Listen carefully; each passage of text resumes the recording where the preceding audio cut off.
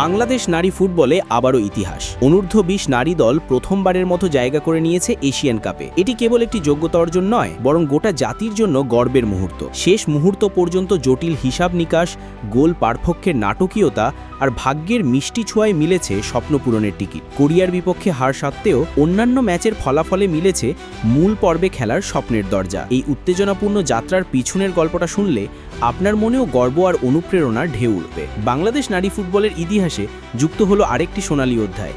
অনূর্ধ্ব ২০ নারী দল প্রথমবারের মতো জায়গা করে নিয়েছে এএফসি অনূর্ধ্ব ২০ নারী এশিয়ান কাপের মূল পর্বে। গত মাসেই বাংলাদেশ সিনিয়র নারী দল প্রথমবারের মতো এশিয়া কাপে খেলার যোগ্যতা অর্জন করেছিল। এবার সেই সাফল্যের ধারাবাহিকতা ধরে রেখেছে আফিদাদের দল। এএফসি অনূর্ধ্ব ২০ নারী টুর্নামেন্টে নিয়ম অনুযায়ী ৮ গ্রুপের চ্যাম্পিয়ন এবং সেরা ৩ রানার্স আপ দল আগামী বছরের মূল পর্বে খেলবে। বাংলাদেশ ছিল এই সেরা ৩ রানার্স আপের মধ্যে তৃতীয় স্থানে। কিন্তু এই জায়গা পাওয়া মোটেও সহজ ছিল না। এতে ছিল প্রচুর নাটকীয়তা ও উত্তেজনার গল্প। গ্রুপ পর্বের শেষ ম্যাচে দক্ষিণ কোরিয়ার বিপক্ষে ড্র করলেই বাংলাদেশ গ্রুপ চ্যাম্পিয়ন হতে পারত, কিন্তু দুর্ভাগ্যবশত তারা ১-৬ গোলের ব্যবধানে হেরে যায়। ফলে ৬ পয়েন্ট ও +৫ গোল ব্যবধান নিয়ে তাদের তাকিয়ে থাকতে হয় অন্য গ্রুপের ফলাফলের দিকে। প্রথমেই নজর ছিল ই গ্রুপের দিকে। সেখানে চীন ও লেবাননের সমান ৬ পয়েন্ট ছিল। যদি সেই ম্যাচ ড্র হতো তাহলে বাংলাদেশের জন্য বড় বিপদ আসত, কিন্তু চীন বড় ব্যবধানে জয় পাওয়ায় লেবাননের গোল ব্যবধান দাঁড়ায় -৬, যা বাংলাদেশের তুলনায় অনেক পিছিয়ে। এরপর হিসাব চলে বি গ্রুপে।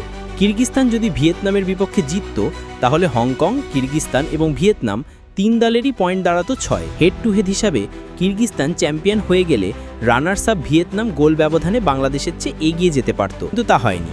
ভিয়েতনাম ৩-০ গোলে জয় পায় আর হংকংয়ের গোল ব্যবধান দাঁড়ায় -৩, যা বাংলাদেশের চেয়ে কম। এফ গ্রুপে ইরানেরও ছিল ৬ পয়েন্ট, কিন্তু তাদের গোল ব্যবধান ছিল ঋণাত্মক। অন্যদিকে এ ও ডি গ্রুপের রানার্স আপ দলের পয়েন্ট মাত্র ৪, ফলে তারা প্রতিযোগিতার বাইরে। এখন বাকি ছিল সি গ্রুপ এবং জি গ্রুপ।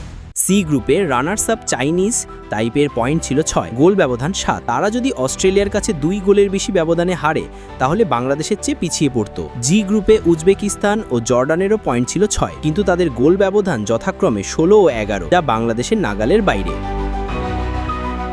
সবশেষে হিসাবের পালা শেষ হয় বাংলাদেশের হাসি দিয়ে। ভাগ্যের সহায়তা, দৃঢ় মনোবল এবং গ্রুপ পর্বে চমৎকার পারফরমেন্সের পুরস্কার হিসাবে বাংলাদেশ জায়গা করে নেয় মূল পর্বে। এটি শুধু ফুটবলের সাফল্য নয়, এটি একটি জেনারেশনের মেয়েদের জন্য অনুপ্রেরণা, যারা স্বপ্ন দেখছে বড় মঞ্চে দেশের হয়ে লড়াই করার। আফিদাও তার সাথীদের এই সাফল্য প্রমাণ করেছে, ইচ্ছে আর পরিশ্রম থাকলে কোনো স্বপ্নই অসম্ভব নয়।